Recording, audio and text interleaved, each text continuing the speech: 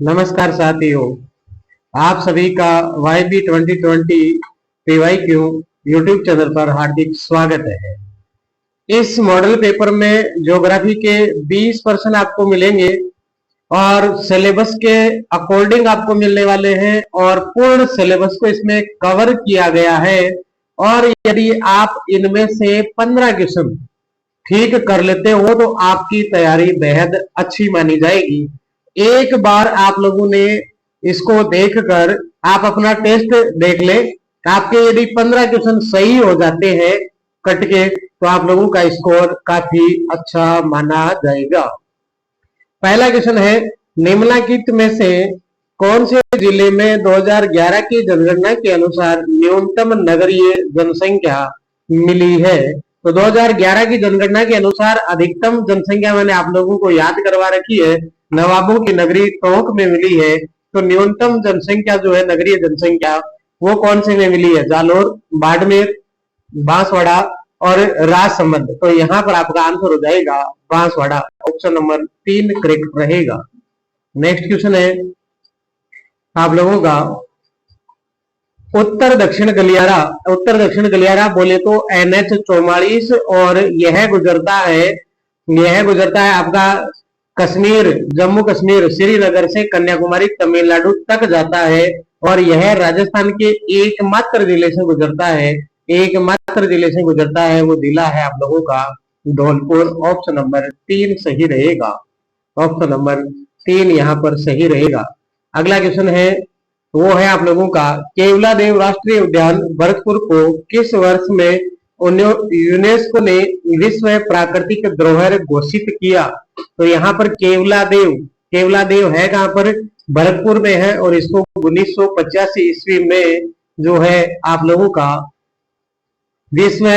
UNESCO ने विश्व प्राकृतिक धरोहर घोषित किया था 1985। केवलादेव भरतपुर 1985 विश्व धरोहर, प्राकृतिक विश्व धरोहर मानना आपको आंसर। जालोर जिले में प्राय रेतीली दोमट मिट्टी पाई जाती है, सही बात है। पश्चिमी मरुस्थलीय प्रदेश में जिला आता है। रेतीली मिट्टी सांचौर, साइला, जालोर व भीनवाल पंचायत समिति के उत्तरी भागों में पाई जाती है, ये बात भी बिल्कुल ठीक बात है। दोमट मिट्टी जसवंतपुरा तहसील में पाई जाती है। दोमट का मतलब बोले तो कचरी बोल दो या फिर जलोढ़ मिट्टी बोल दो, वो मिट्टी। अरे भाई पश्चिमी मरुस्थलीय प्रदेश का भाग है तो वहां पर यह नहीं मिलेगी। अर्थात क और ख वाला ऑप्शन अपना सही रहेगा। तो ऑप्शन नंबर 4 जो है वो सही रहेगा। नेक्स्ट क्वेश्चन है आपका 5 नंबर का, वो है कुराल नदी का संबंध निम्नलिखित में से राजस्थान के किस जिले से है? तो कुराल नदी जो है वो कौन सी नदी की सहायक नदी है? चंबल नदी की सहायक नदी है और चंबल नदी की सहायक नदी है। और इसका संबंध जो है वो कौन से जिले से है? आपका बूंदी जिले से है। ऑप्शन नंबर 1 सही रहेगा। आप लोगों को भूगोल मैंने कंप्लीट याद करवा रखी है, वो आप वीडियो देख सकते हो, उसमें चंबल नदी भी कंप्लीट आपको याद करवाई गई है। नेक्स्ट क्वेश्चन है, माही नदी का उद्गम होता है? तो माही नदी का उद्गम मैंने आपको बताया था, मेहद झील, धार जिला, मध्य प्रदेश से, खांडू गांव, बांसवाड़ा से राजस्थान में प्रवेश, फिर डूंगरपुर बांसवाड़ा की सीमा बनाती हुई गुजरात में जो है खंभात की खाड़ी में गिरती है। तो इसका आंसर जो है धार मध्य प्रदेश हो जाएगा भाई, धार मध्य प्रदेश हो जाएगा। तो ऑप्शन नंबर 4 यहाँ पर करेक्ट रहेगा। नेक्स्ट क्वेश्चन है आप लोगों का, वो है राजस्थान के भौतिक प्रदेशों के संबंध में निम्नलिखित कथनों का परीक्षण कीजिए तथा नीचे दिए गए कोड का प्रयोग कर सही उत्तर आपको यहाँ पर चुनना है। YB 2020 PYQ अपने YouTube चैनल का नाम आपको दिखाई दे रहा है। सर ये जगह जगह क्यों लिखा हुआ है? तो आप में से ही कई लोगों ने मुझे बताया कि जो है मेरे वीडियो यहाँ से कॉपी पेस्ट करके दूसरे चैनल पे जा रहे हैं, तो मैं चाहता हूं कि ये जाए साथ में, अपना चैनल का नाम कम से कम जाए। तो राज्य के ऑप्शन है, राज्य के 61.11% भाग पर है ना पश्चिमी रेतीला मैदान है। बिल्कुल सही बात है, बिल्कुल सही बात है आप लोगों के यहाँ पर कि पश्चिमी मैदानी प्रदेश जो है, पश्चिमी मरुस्थलीय प्रदेश जो है 61.11% पर है। राज्य के 9.10% है या 9.1% भाग पर जो है वो अरावली पर्वतीय प्रदेश है, तो ये 9.60 नहीं है, दूसरा ऑप्शन गलत है। सही उत्तर बताना है। राज्य के 23.03% दे रखा है, 23.03 नहीं, पूर्वी मैदान वो है 23.3%, याद रखना है। राज्य के 6.37 पर दक्षिणी पूर्वी पठारी प्रदेश दे रखा है, 6.37 नहीं, 6.49%, 6.49% भाग पर दक्षिणी पूर्वी पठारी प्रदेश आप लोगों को याद रखना है। तो यहाँ पर ऑप्शन नंबर 1 आप लोगों का सही रहेगा। ऑप्शन नंबर 1 जो है वो आप लोगों का यहाँ पर सही रहेगा।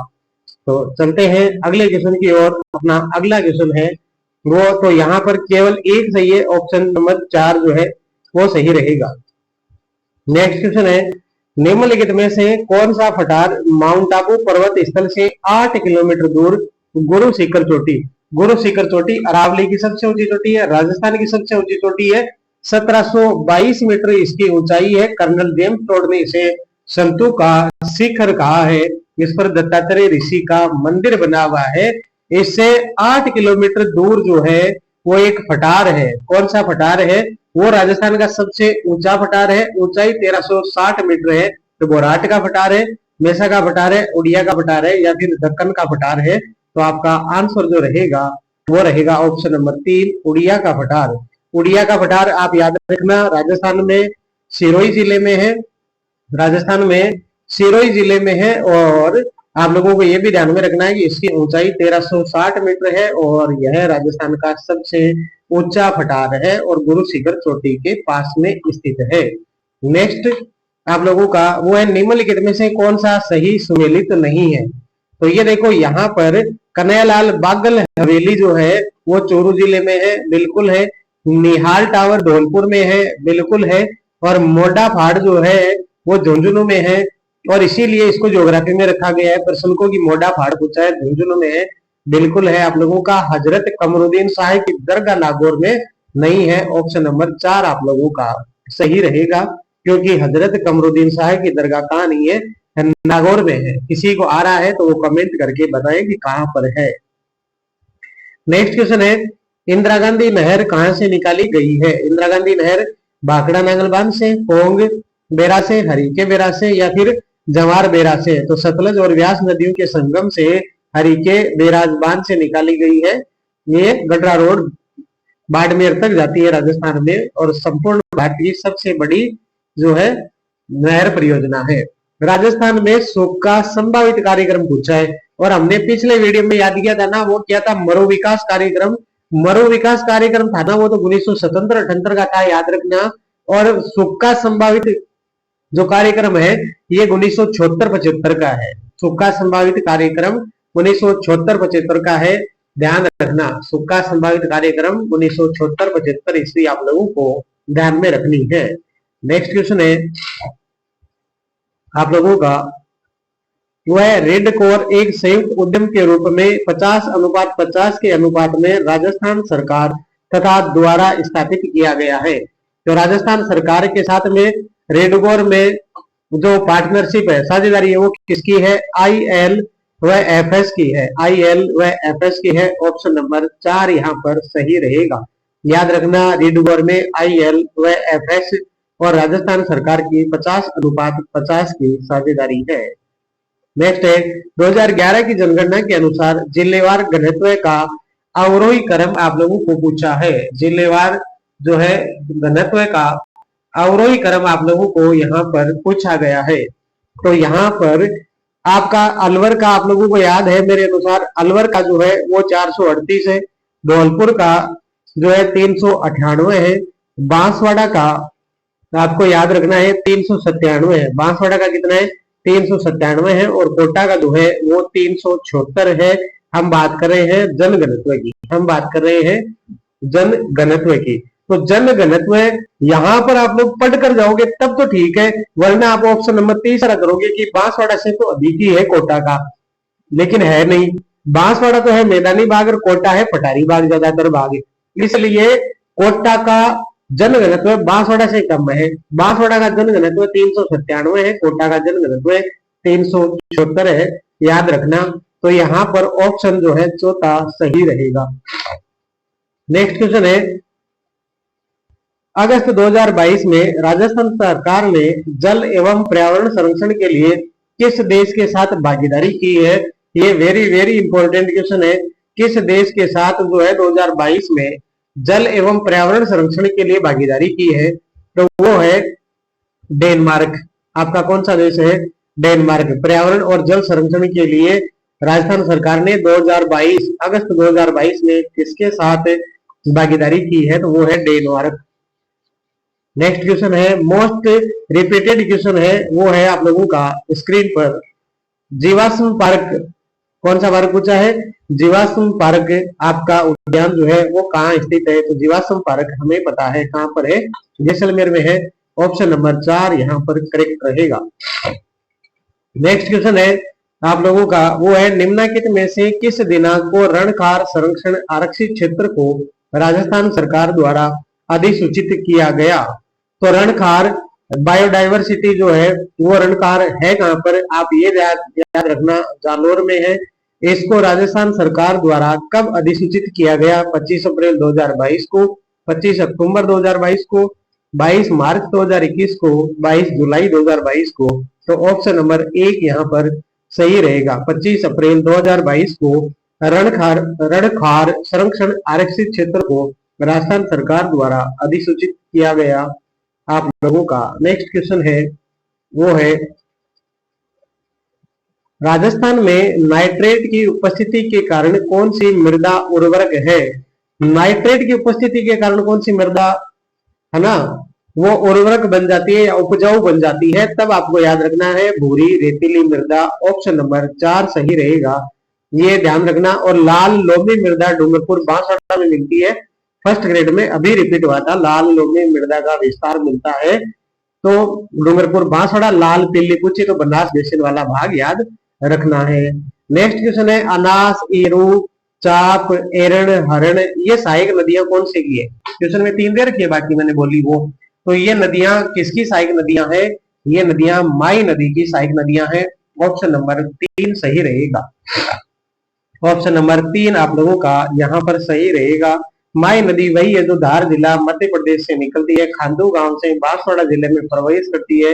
राजस्थान का सबसे लंबा बांध माई बजाज सागर बांध बनाया गया है। राजस्थान और गुजरात की 45:55 की साझेदारी इसमें है। 100% विद्युत जो है वो राजस्थान को मिलती है। ये सारी चीजें हमने याद कर रखी है।